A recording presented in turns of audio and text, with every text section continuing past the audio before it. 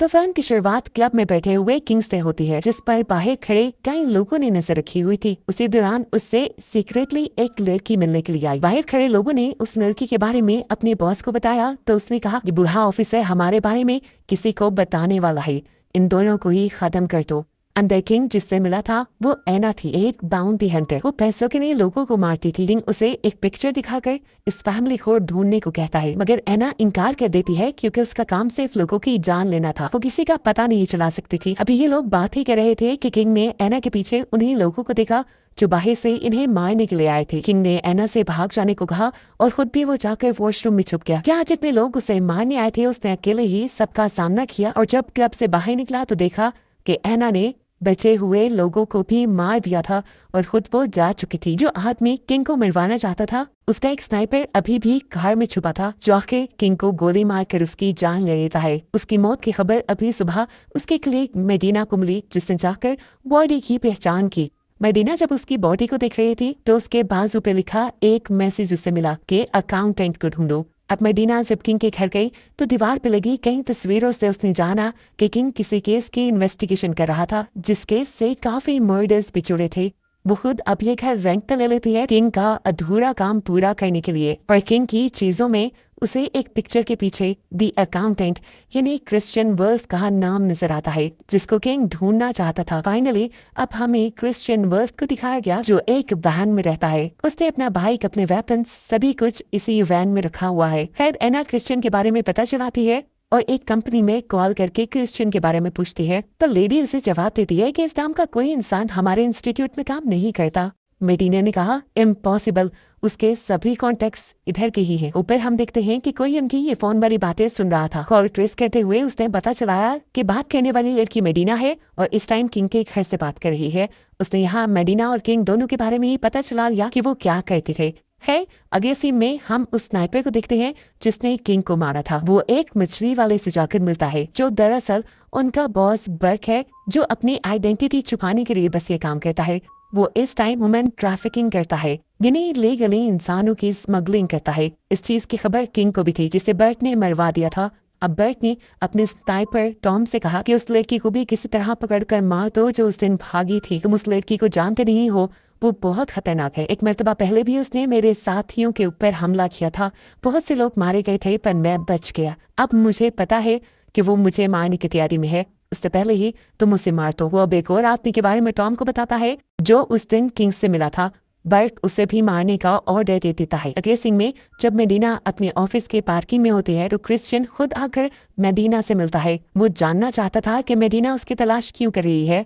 उसने मेडिना से पूछा मुझसे क्या चाहती हो, तो मेडिना उसे किंग के घर ले गई। वो बताती है कि मरे हुए किंग के हाथ पे तुम्हें ढूंढने की रिक्वेस्ट थी। वो दीवार पे लगी कई तस्वीरें क्रिश्चियन को दिखाती है और कहती है कि किंग इस केस की इन्वेस्टिगेशन कर रहे थे, पर मैं नहीं जानती ये चीजें किस तरह इंटरलिंक कर रही हैं और इन सब का तुम्हारे से क्या ताल्लुक है। ये सब बताने के बाद मेडिना सो गई। अगली सुबह जब वो उठी तो उसने देखा कि पूरी रात क्रिश्चियन ने इसी केस के ऊपर काम किया था। वो मेडिना को बताता है कि किंग असल में पैब्लो नाम के एक इंसान को ढूंढना चाहता था। वो अपनी फैमिली के साथ मेक्सिको बॉर्डर पर रहता था। फिर पैब्लो की सेपरेशन हो गई। उसकी वाइफ ने कई जगह और काम किया जिसके बारे में मैंने उसके अकाउंट से पता चलवाया है। अब ये लोग पैब्लो को ढूंढने के लिए पहले उसकी वाइफ को ही ढूंढने का डिसाइड करते हैं। यहाँ पे उसने लास्ट टाइम जॉब की थी। ये लोग उस फैक्ट्री में पहुंच जाते हैं। फैक्ट्री के मालिक से जब ये लोग उस लड़की के बारे में पूछते हैं तो वो आदमी कहता है मुझे क्या पता, यहाँ हर रोज 100 की तादाद में औरतें आती हैं काम करने के लिए, हर एक का नाम मैं थोड़ी जानता हूँ। वो आदमी जब पैब्लो की वाइफ का पता बताने से मना करता है तो क्रिश्चियन उससे कहता है मेरे पास तुम्हारी फैक्ट्री के अकाउंट्स का डेटा है, तुम अपनी सेल्स को कहीं गुना ज्यादा शो करते हो। साफ मतलब है कि तुम अपने ब्लैक पैसे को व्हाइट करते हो, मनी लॉन्ड्रिंग करते हो तुम। उसकी बात सुनकर इस आदमी को गुस्सा आ गया। उसने क्रिश्चियन के ऊपर वार कर दिया, लेकिन क्रिश्चियन भी कम थोड़ी था। इन दोनों की आपस में लड़ाई हो गई और उस आदमी के कई लोग क्रिश्चियन से लड़ने के लिए आ गए, जिन सबको क्रिश्चियन ने खूब पीटा और उसके बाद दोबारा उसी आदमी को पकड़ लिया जिसने बताया कि मेरा कोई कसूर नहीं, एक दूसरा आदमी लड़कियों की स्मगलिंग करता है। यहाँ से निकलने के बाद क्रिश्चियन अपने भाई को कॉल करता है और उससे कहता है कि मैं चाहता हूँ कि तुम मेरे पास आकर मेरी एक केस में हेल्प करो। क्रिश्चियन का भाई कहता है ठीक है, और वो एक घर से बाहर निकलता है और पीछे हमें दिखाया जाता है कि इस घर में उसने बहुत से लोगों को मारा हुआ था। क्रिश्चियन अब उसके पास आता है और उसे अपनी केस की डिटेल्स बताता है। सारे केस को सुनने के बाद क्रिश्चियन का भाई यहाँ पर 3 लड़कियों को बुलाता है। इन्हीं लड़कियों को पहले पैसे दे देता है और फिर इनसे माइक के बारे में पूछता है। तो लड़कियां घबरा के यहाँ पर स्टे ने कहा, मैं तुम्हें उसके बारे में बता सकती हूँ, लेकिन अगर तुम मुझे पैसे दो तो। बाहर मेडिना अपने साथी से बात कर रही थी। वो किंग के मर्डर की फुटेज देख रहे थे, पर अभी तक ये नहीं जान पाए थे कि उस पर गोली किसने चलाई थी। इतनी देर में मेडिना के ऑफिस से उसे पता चलता है कि पाब्लो, जिसकी फैमिली की तस्वीर किंग लिए उसे ढूंढ रहा था, पता चलता है कि उसके डैड को भी किसी ने मार दिया है और किंग को पाब्लो और उसकी फैमिली को ढूंढने का काम भी पाब्लो के डैड नहीं दिया था। मेडिना को एक और रिपोर्ट भी मिली थी कि पाब्लो के गांव में इंसानों की स्मगलिंग आम थी। इसी स्मगलिंग के दौरान जब ये लोग पकड़े गए तो उन्होंने सभी आदमियों को मार दिया जिन्हें पकड़ा था। इसी में पाब्लो भी मर गया था। ऊपर वो लड़की मार्क को बुलाकर यहाँ से चली जाती है। मार के आते ही क्रिश्चियन उसे मार कर मेडिना की गाड़ी की डिग्गी में डाल देता है ताकि वो पुलिस के जरिए इससे इन्वेस्टिगेशन करवा सके। यहाँ क्रिश्चियन अब एक हैकर से हेल्प लेता है ये केस सॉल्व करने के लिए। ये हैकर बाज़ाहिर तो स्पेशल बच्चों को कंप्यूटर कोर्स करवाती थी, लेकिन दरअसल उनके जरिए हैकिंग से किसी का भी पता चला सकती थी। मेडिना कहती है, किंग जैसा काबिल ऑफिसर अब ये पता नहीं चला पाया तो मैं नहीं मानती कि तुम्हारी टीम ये सब पता कर पाएगी। उस हैकर ने मेडिना की बात सुन ली और अपने लिए इस चीज को एक चैलेंज बना लिया। ये लोग अब उस लड़की यानी एना से मिलना चाहते थे जो लास्ट टाइम किंग से मिली थी। इनको लगता था कि जरूर किंग ने केस की सारी डिटेल्स उसे बताई होंगी। वो लड़की उस दिन की सीसीटीवी फुटेज निकालती है सड़कों की, लेकिन फुटेज में एना का चेहरा नजर नहीं आता क्योंकि एना ने चेहरा नीचे किया हुआ था पहले से ही, क्योंकि वो जानती थी कि सीसीटीवी में उसका फेस कैप्चर हो सकता है। सभी लोग डरे हुए थे लेकिन एना नहीं। ये लड़की नोटिस करती है कि इसी सड़क पर एक औरत ने उस दिन सेल्फी ली थी जिसके पीछे से एना गुजरी थी। वो हम उस लड़की के फोन और कंप्यूटर को हैक करते हुए उस लड़की की तस्वीर के पीछे से एना का फेस देख लेती है। इस पिक्चर की आगे इन्वेस्टिगेशन करते हुए हैकर को पता चला कि एना जहाँ पर भी जाती थी वहाँ जरूर कुछ मर्डर करके आती थी।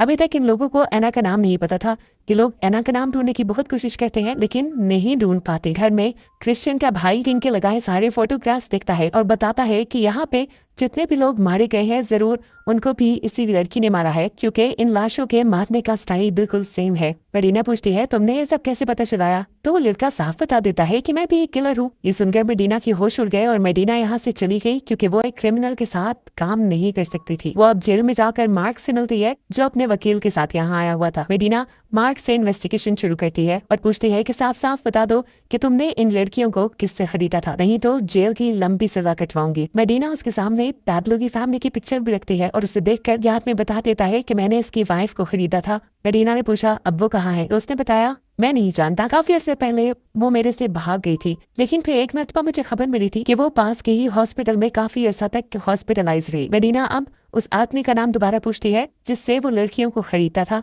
इससे पहले कि वो कुछ बताता नीचे से टॉम उसे शूट कर देता है। हम देखते हैं कि अब मेडिना उस हॉस्पिटल में जाती है जहां पर पाब्लो की वाइफ एडमिट रही थी। डॉक्टर से पूछने पर उसे पता चला कि किसी ने उसके साथ गलत करने की कोशिश की थी और जब टीना ने अपने आप को बचाया तो उस लड़के ने उसे बहुत ज्यादा मारा। चोट उसके दिमाग पे लगी जिसकी वजह से उसकी याददाश्त चली गई। इस एक्सीडेंट में उसके चेहरे की हालत भी काफी बिगड़ गई थी। डॉक्टर बताते हैं कि उसके दिमाग के ऑपरेशन के साथ साथ उसकी फेस की सर्जरी भी की गई थी। डॉक्टर बताते हैं कि उसका इम्यून सिस्टम बहुत ज्यादा अच्छा था, उसने बहुत जल्दी रिकवरी की और वो पहले से कहीं ज्यादा अच्छा परफॉर्म भी करने लगी, या कह लें कि वो बहुत ज्यादा ज़हीन भी हो गई। मेडिना डॉक्टर के पास मौजूद सारा डाटा देखती है और उसे पता चलता है कि टीना और कोई नहीं बल्कि एना ही है जिससे उस दिन किंग मिले थे और वही बाउंटी हंटर बनी थी। अपने आप को आजाद करवाने के लिए उसने सबसे पहला मर्डर हॉस्पिटल के गार्ड का किया था। जिस टाइम पे मेडिना और डॉक्टर ये बात कर रहे थे हम देखते हैं कि क्रिश्चियन की साथी हैकर भी ये पूरा कंप्यूटर हैक कर लेती है और ये सारी इन्फॉर्मेशन उसके पास भी चली जाती है। यहाँ क्रिश्चियन के भाई को एक अलर्ट मिलता है। डार्क वेब से उसे पता चलता है कि एना को किसी ने मेडिना को ही मारने का कॉन्ट्रैक्ट दिया है। अब ये बात क्रिश्चियन को भी पता चल जाती है और क्रिश्चियन मेडिना को बचाने के लिए उसके घर की तरफ भागता है। यहाँ हम देखते हैं कि एना पहले से ही उसके घर पे पहुंच चुकी है और वो मेडिना को मारने के लिए उसके ऊपर हमला करती है। लेकिन मेडिना भी कोई आम लड़के ही थे, उसे अपने आप को डिफेंड करने की पूरी ट्रेनिंग दी गई थी जिसकी वजह से वो फिलहाल के लिए अपनी जान बचा लेती है। और इतने में ही एना की नजर यहाँ पर मौजूद एक पिक्चर पे चली जाती है जो दरअसल उसी की फैमिली की थी।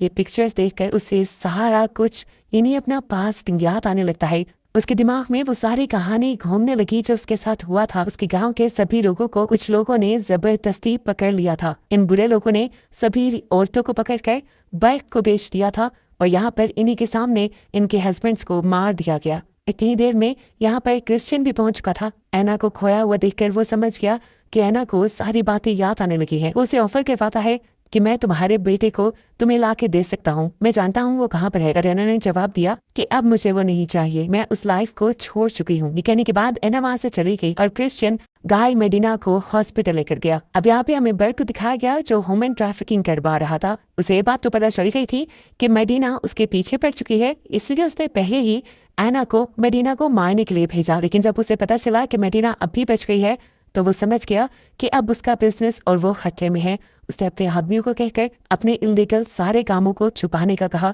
और यहाँ से सभी बच्चों को किसी दूसरी लोकेशन पे शिफ्ट करने का ऑर्डर दिया। अब क्रिश्चियन को भी अंदाजा था कि भाई खामोश नहीं बैठेगा, उन सब लोगों की जिंदगी खतरे में पड़ जाएगी जिनको उसने बंदी बनाया हुआ है। इसलिए वो अपने भाई के साथ उन बच्चों को बचाने के लिए निकल जाता है। क्रिश्चियन की हैकर ने सब कुछ पता चलाते हुए उन्हें बताया कि मेक्सिको बॉर्डर के थोड़ा सा आगे उसने एक बस को देखा है जिसमें बहुत सारे बच्चे जा रहे हैं और ये सारे जरूर बर्ट से ही लिंक्ड है। क्रिश्चियन हैकर से कहता है तुम पता चलाने की कोशिश करो वो इन बच्चों के साथ करेगा क्या। तो वो हैकर पता चलाती है कि कुछ ही दूरी पर बर्ट एक बहुत बड़ा गड्ढा खुदवा रहा है जिसके अंदर वो इन सारे बच्चों को जिंदा दफन कर देगा। क्रिश्चियन अब जल्दी से उन बच्चों को बचाने के लिए अपनी कार लिए बर्ट की इस जगह पे पहुंच गया। उसने चाहते ही धड़ाधड़ फायर करके कुछ गार्ड्स को उड़ा दिया, जिसके बाद वो गाड़ी लेकर और आगे बढ़ गए। यहाँ पर बर्ट के लोग उसकी गाड़ी पे धड़ाधड़ फायर करना शुरू कर देते हैं, इसलिए ये दोनों गाड़ी से बाहर निकल कर कहीं छुप गए। वहां से इन्होंने देखा कि टॉम यानी बर्ट का वो स्नाइपर सभी बच्चों को तेजी से बस में बिठा रहा है। उनको बचाने के लिए पहले इन्हें उनके सामने आने वाले गार्ड से लड़ना था और इनको रोकने के लिए वो गार्ड्स इनके ऊपर एक बॉम्ब फेंक देते हैं, लेकिन लकीली ये दोनों बच गए। इसके बाद क्रिश्चियन ने अपने भाई को कहा कि तुम उस बस के पीछे जाओ, मैं यहाँ सब कुछ संभालता हूँ। जाते जाते वो भी किसी हीरो की तरह यहाँ मौजूद गार्ड्स को मारता जा रहा था, लेकिन अब एक गार्ड ने उसे जख्मी कर दिया। टेंशन में आने की बजाय वो हंसने लगा क्योंकि उसे पता था कि अगले ही पल यहाँ पे क्रिश्चियन आने वाला है। क्रिश्चियन ने उस गार्ड को भी मार दिया और अपने भाई को भी बचा लिया। हम देखते हैं कि टॉम बस को उस जगह पर ले आया था जहां सभी बच्चों को उसने गाड़ना था। तेजी से भगाते हुए उसने सभी बच्चों को गड्ढे में जाने का कहा। इतने में यहाँ पर क्रिश्चियन और उसका भाई आ गए।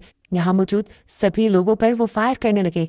टॉम अब देख चुका था कि वो उसे भी मारने के लिए उसके सामने आएंगे, इसलिए वो पैब्लो के ही बेटे को गन पॉइंट पर ले लेता है। बच्चे को बंदी बना देखकर क्रिश्चियन भी थोड़ा सा डर गया। वो बस के अंदर आया, उसने गन टॉम पे ही पॉइंट की हुई थी। अपने लीडर को काबू करने के लिए वो एक पोइम पढ़ने लगा और उसके बाद उसने एक गोली चला दी जो ठीक टॉम को लगी और टॉम सब लोगों को खत्म करने के बाद ये दोनों अब सभी बच्चों को रेस्क्यू कर लेते हैं और इन्हें लेकर वापसी के लिए बढ़ते हैं। दूसरी तरफ दिखाया जाता है कि क्रिश्चियन की हैकर ने ऐना को कॉल किया और उसे बर्ट की हकीकत बताई कि किस तरह वो ह्यूमन ट्रैफिकिंग करता है। उसी ने पहले ऐना को और उसकी गांव की लड़कियों को पकड़कर बेचा था और उनके हस्बैंड्स को मारा था और अभी भी वो बच्चों की ह्यूमन ट्रैफिकिंग कर रहा था जिन बच्चों को क्रिश्चियन ने बचा लिया है। उसी की कैद में तुम्हारा बच्चा भी था जिसे क्रिश्चियन और बाकी लोग बचा चुके हैं। बर्ट की हकीकत जानने के बाद ऐना को बहुत ज्यादा गुस्सा आया और वो मारने के लिए उसे उसके घर पहुंच गई। बर्ट ऐना को देख के ही वहां से भागने की कोशिश करता है, लेकिन ऐना भी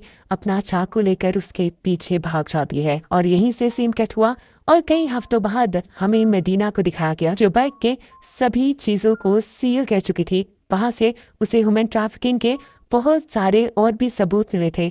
क्रिश्चियन और उसके भाई की मदद से वो इस केस में काफी प्रोग्रेस पा चुकी थी। बर्ट के अलावा उसने बहुत से लोगों को जो ह्यूमन ट्रैफिकिंग में इन्वॉल्व थे उनको पकड़ लिया था। वो अब दोबारा उसी एजेंसी में कॉल करती है क्रिश्चियन का थैंक यू करने के लिए जिसमें उसने पहले कॉल की थी।